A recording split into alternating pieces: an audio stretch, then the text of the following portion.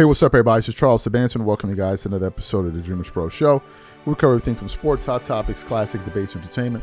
And we'll give you guys a fresh perspective on things and how we see them. And today we have an excellent show for you guys here. But before we get into it, please make sure you like the video and sub to the channel. And make sure you follow me on Instagram. My handle is CTABANZ. So the last word that we got as it pertains to LeBron James was that he was going to be practicing with the G League, the Lakers G League team. We cracked some jokes about it and all of that. We even did a show about it yesterday. But in all seriousness, LeBron's return seems to be imminent at this point. And a lot of us are a bit worried.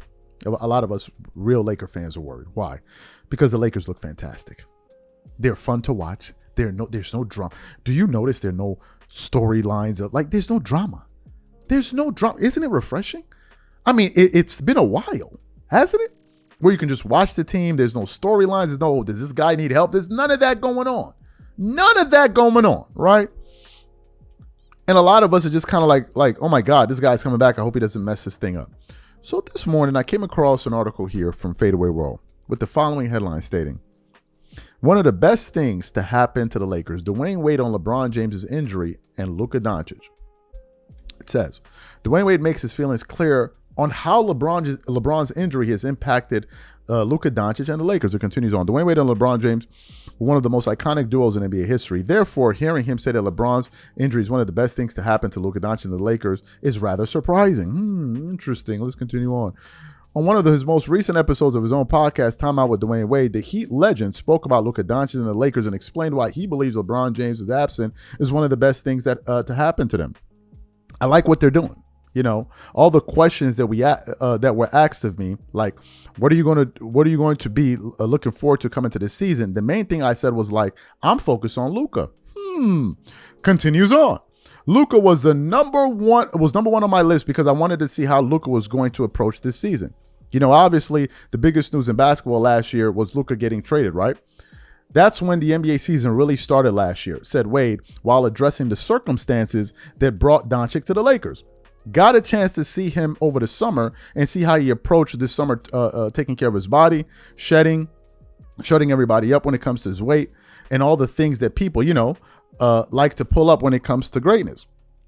And when he came back and like, yeah, I'm on the cover of Men's Health, holla at me. You know what I mean?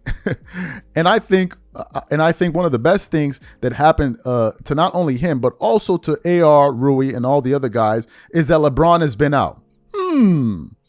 Interesting. Because, yeah, they're going to have to adjust at some point, You say adjust to LeBron James, but, it allowed for Luka to lead the show. And obviously, he's brought in to be the future of the Lakers. And so it allows us to see Dallas Luka again, in a sense, right? And then he goes on a little bit further. He says, that's what we're seeing.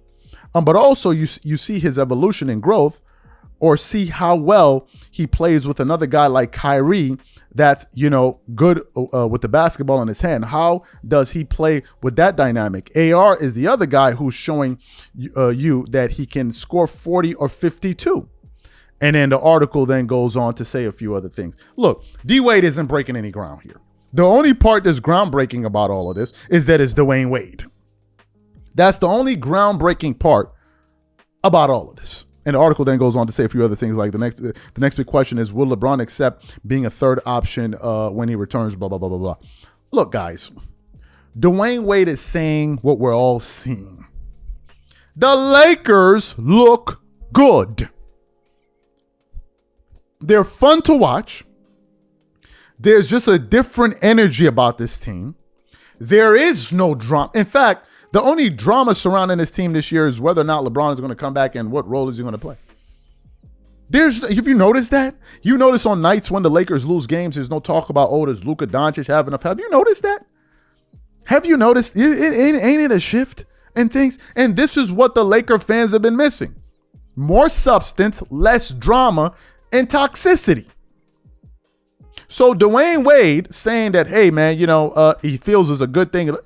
Obviously. Who knew AR could average 30 points a game in a season? If we pull up Austin Reeves' statistics right now, this guy's averaging 30 points per game, 5 rebounds, and 9 assists. The other night, I think he had 16 assists while shooting 48% from the field, 32% from 3, 88% from the free throw line, and getting you 1.5 steals. Luka Doncic is on some other. He's on some other. Luka Doncic is averaging 37 on 49% shooting from the field, 37% shooting from the 3, on 79% shooting from the free throw line, and still getting you 9.4 rebounds and 9.1 assists per game. His turnovers are up at 3.9. We get that. He's handling the ball a lot. But he is averaging 1.7 steals. And if you watch him play these games, you can see that Luka's actually making a concerted effort on defense. He actually is. He's actually making second efforts and playing help side. Like the guy, you can see that he's engaged in what these guys are doing. And there seems to be this good vibe about it. And again, there is no blame game. There is no scapegoat. The only guy earlier this season that one could look at and say, hey, man, you're not playing up to your capabilities was DeAndre Ayton. And my biggest issue wasn't with the fact that, oh, he's not scoring 20 a game. No, it was the rebounding that was irritating me. You can't have a game when you're the tallest guy on the team and you're getting out-rebounded by Luka Doncic and guards and forwards. Nah, bro. I would like to see him average a double-double in rebounds, 10 to 12 rebounds a game. That would do great because it would help their defense, right? It would help their defense and it'll help opponents from having as many possessions. So that's really been the only criticism.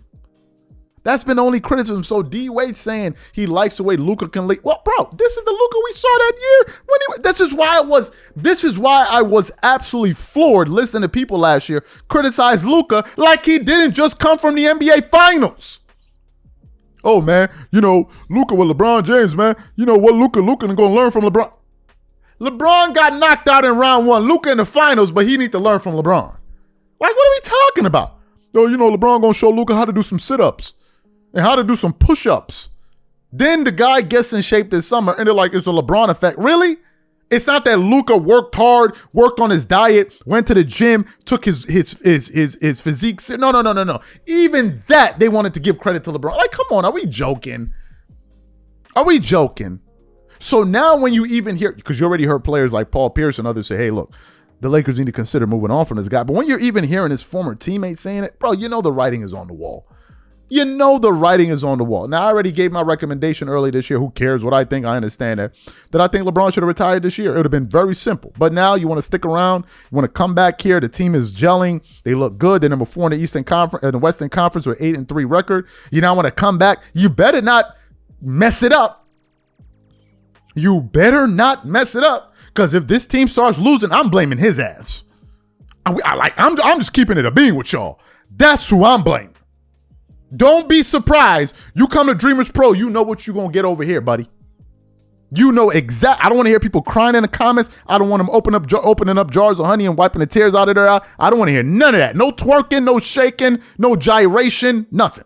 Because you already know what time it is over here. These are my thoughts. Whatever you guys think, please leave your thoughts and comments in the comment section, and we'll catch you guys on the next show. I'm out. Peace.